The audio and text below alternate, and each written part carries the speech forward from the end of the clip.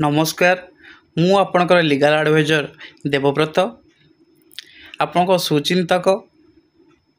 आज जो भिडियोटी बनाऊँगी आज भिडियोटी मुख्यतः भाई मानक पई आउ सेई भाई मानक पई जो भाई माने भल पाउचंती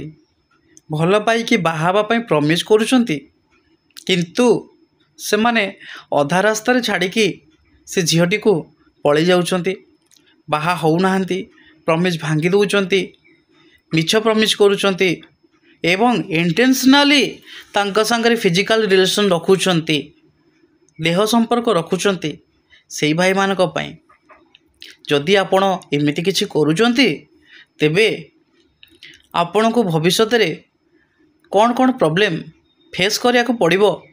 से विषय रे आज ये टॉपिक टी चलंतु डिस्कस करिबा। आपण माने भाबुथिबे कि भाई आमर भल पाइबा पछरे काहे हाथ धोइकी पड़िचंती आमे भल पाइलु कि ना आमे बाहा हेलु कि ना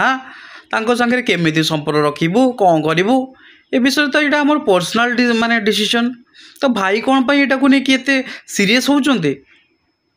हाँ मु सीरियस हेबी कहीं ना मु मोर भाई मानक सेतिकी भल पाए मु चाहे ना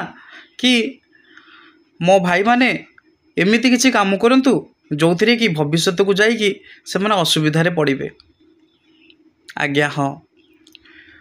आपण को भाई आपण पछरे पड़ी नहीं आपण पछरे पड़ी बीएनएस भारतीय न्याय संहिता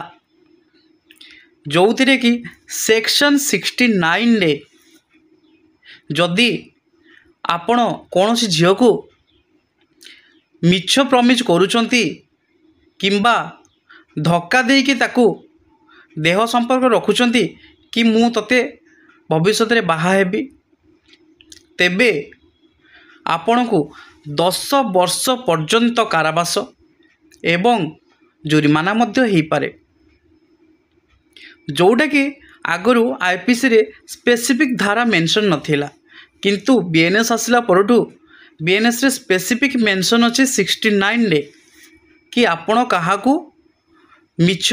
वादा करिपारिबे नाही मैरेज करिबार जदि वादा करूछंती ताको फिलअप करंतु अदरवाइज तांको मिछ वादा करिकरी